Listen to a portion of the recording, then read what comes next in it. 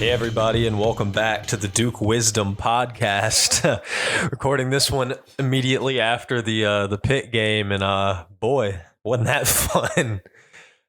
This game was exactly what we've wanted Duke to be the entire season.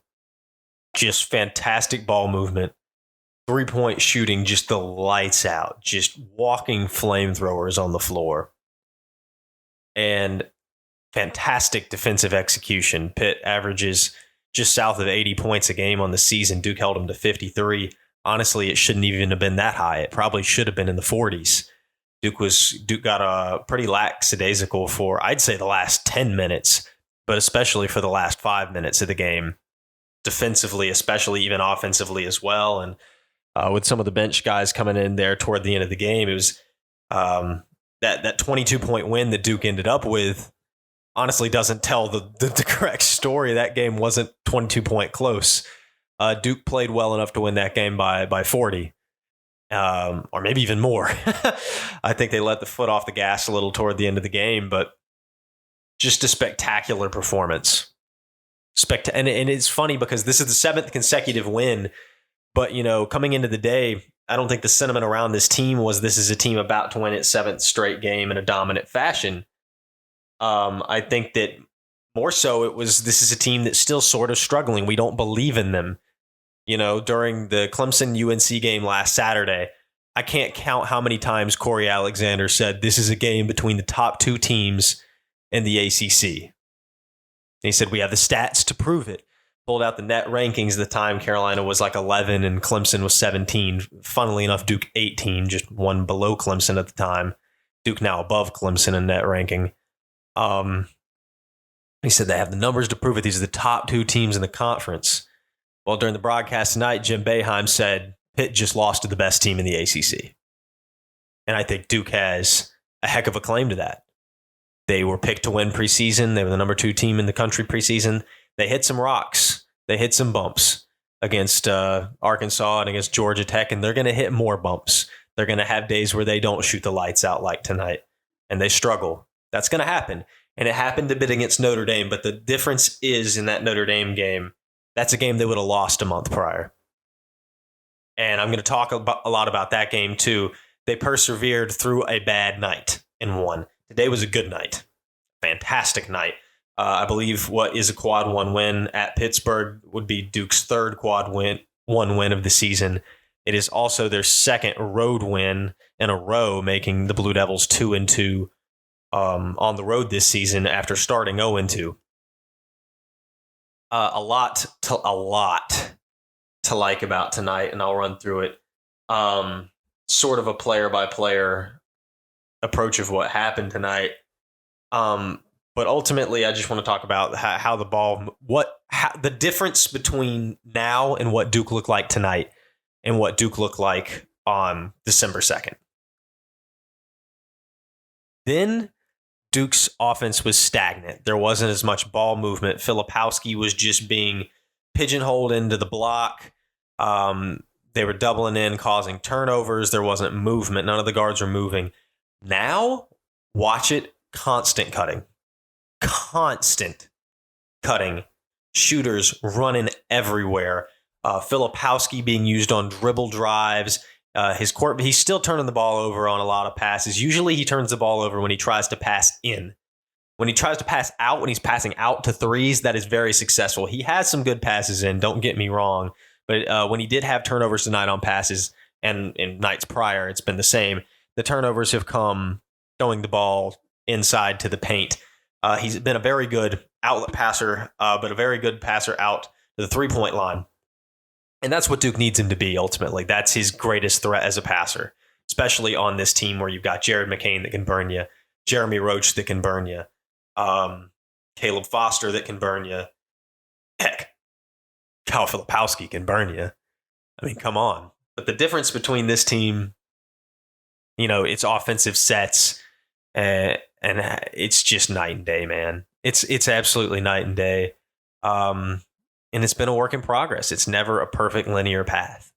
This started with a game where they looked pretty good against Charlotte. The 7-game winning streak started with Charlotte. And then it moved to Hofstra, where they looked very good. Those two games were the start of the step in the positive direction. They looked good, and they collected 2 20-point wins as a big confidence booster. Then they headed in, and then they got their big marquee win of the season. They knocked Baylor off in Madison Square Garden, and they needed that. And once they had that, things opened up for Duke. They got their first, huge blowout win of the season against Queens, and then they threw it back to conference play. And they had a rough first half against Syracuse. I talked about that on the last episode. Mark Mitchell willed them in the first half, and then the three-pointers came to life. And when they're shooting, they're impossible to beat. And they knocked Syracuse off by 20. They had a rough day against Notre Dame, but they saw it through. They got the win. And then tonight, they just shot lights out from tip to for 30 minutes, and then kind of piddled around a little bit for 10 minutes. But they ended up getting the win in a big way. Now it's 7 straight wins, and their next 3 games are Georgia Tech, Pitt at home, and Louisville. And Duke has a big chance to be on a 10-game winning streak heading into a game against Clemson later this month. Want to join a community of Duke accounts publishing news, theories, and predictions on Duke athletics? Join the Duke Wisdom Network. Just go to dukewisdom.org/join network today and fill out the form with your name and social media. Or you can DM at Duke_wisdom on Twitter or Instagram. Become a part of the community of Duke fans publishing their takes today. Again, that's dukewisdom.org/join network or DM at Duke_wisdom on Twitter or Instagram. So let's jump into sort of a player-by-player evaluation for the Pitt game today. I do want to talk a little bit more bigger picture about Pitt. John Shire, man, he sort of was under Jeff Capel in succession on the Duke bench for years, but he's the one that ends up getting the head coaching job at Duke, and he's kicking Jeff Capel around. It was a pretty close game, honestly, when they played in Cameron. It was a single-digit game last year in Cameron when they played, but Duke ultimately won. Duke slapped him silly in the ACC tournament, and then they just slapped him silly at Pitt. Duke has only lost to Pittsburgh twice since the Panthers joined the ACC, just 3 times ever. I think coming into the day, they were 10-2 since Pitt joined the ACC, 10-3 all time. So now 11-2. They haven't lost to Pitt in 3 seasons. They've only lost to Pitt once in the last 8. Duke has had a lot of dominance over Pittsburgh since they joined the conference, and that is especially true with Shire over Capel in the last 2 seasons so far. Don't want to speak too soon. They do have to play this Pittsburgh team again very soon, so it could be a different story next time, but I got to think it'll be closer, but it's in Cameron. Duke's got a good chance to get a regular season sweep over Pitt.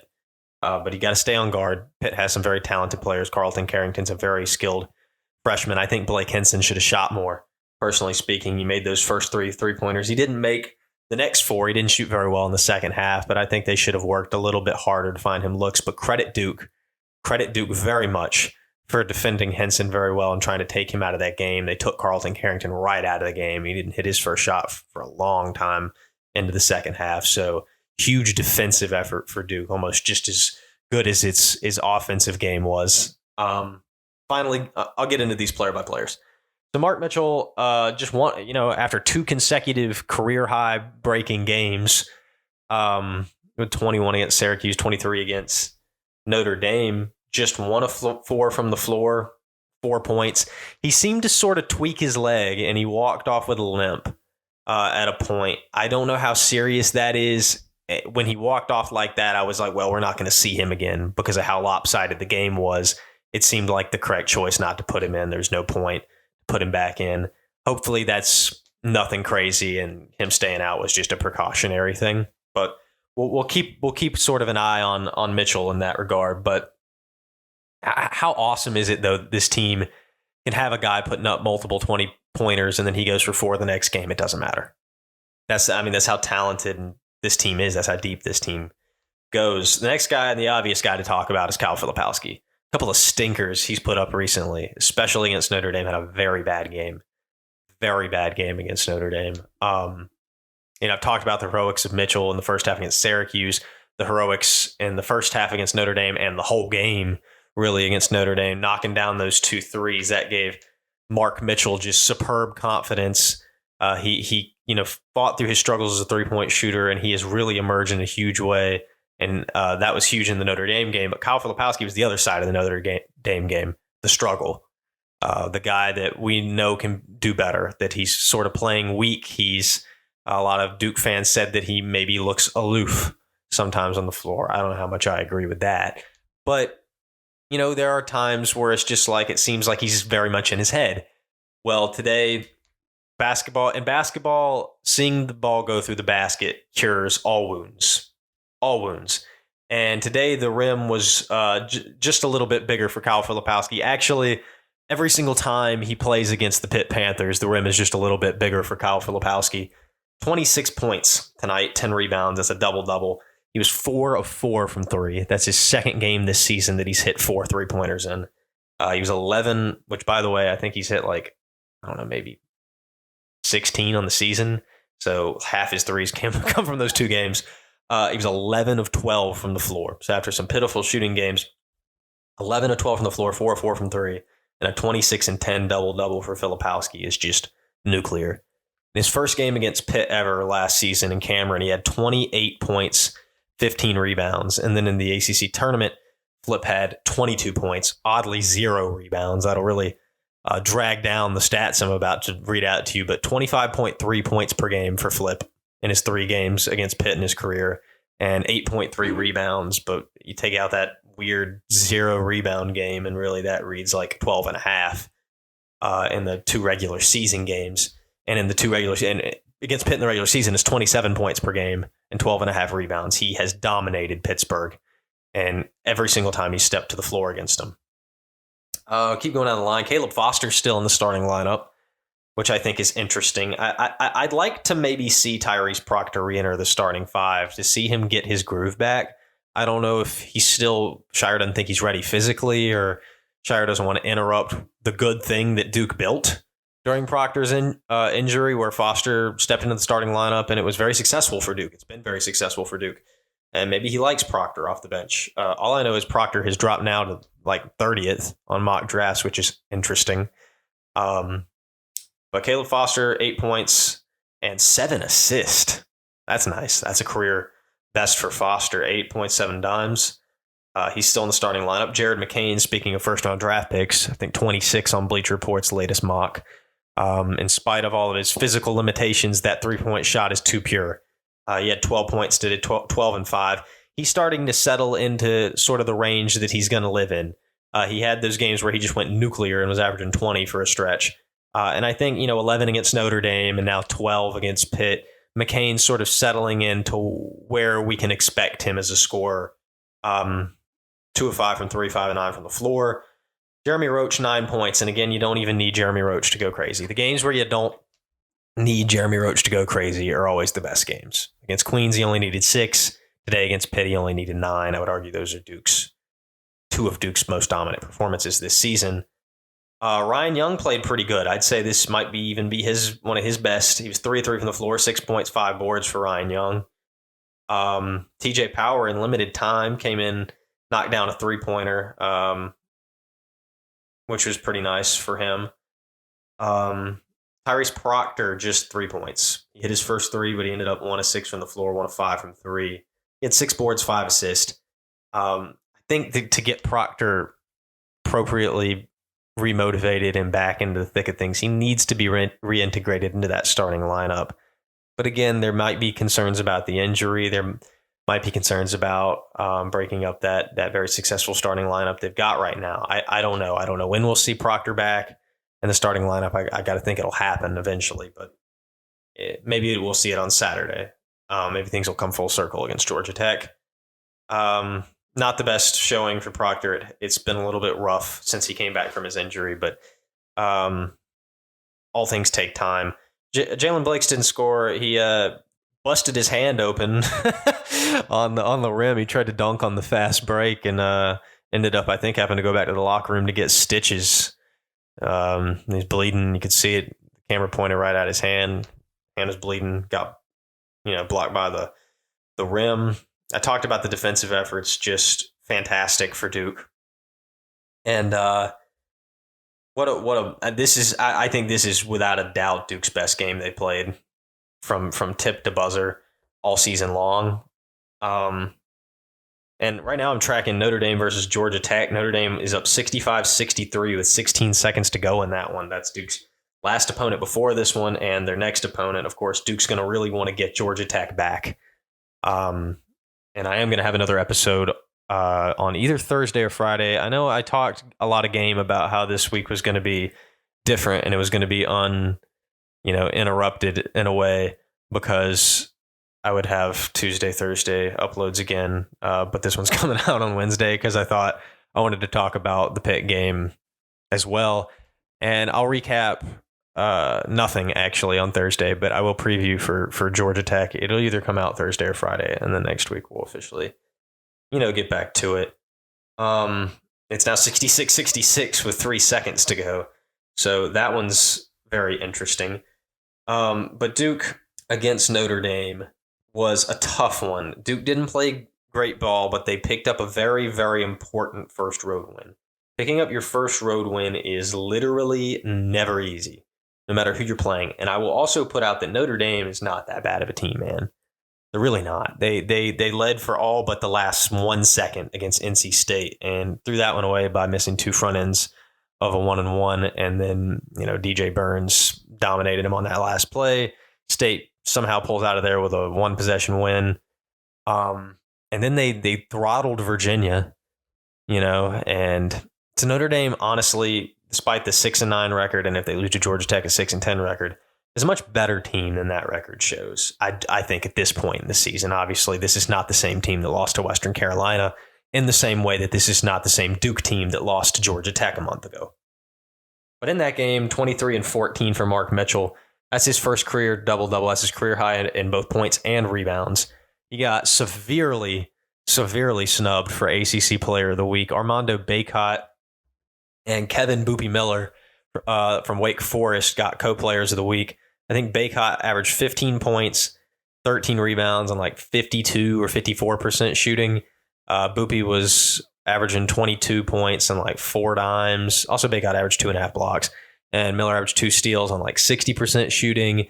And then Mark averaged 22 points and 10 rebounds on 68% shooting.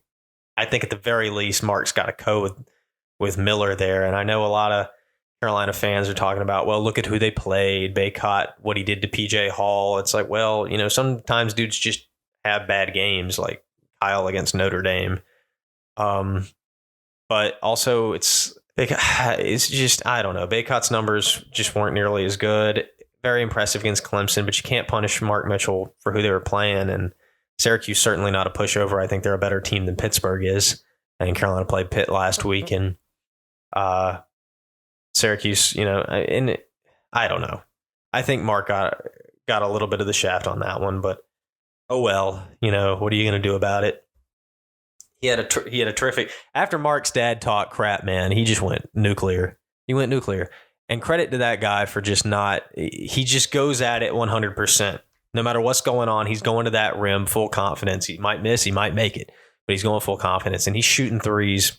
And even though he was shooting freaking 4% coming into that Notre Dame game, he let 2 rip. He knocked down both of them, which was huge. And I don't think I've screamed louder this season than when he hit that first 3 to break the 15 consecutive 3-point miss streak.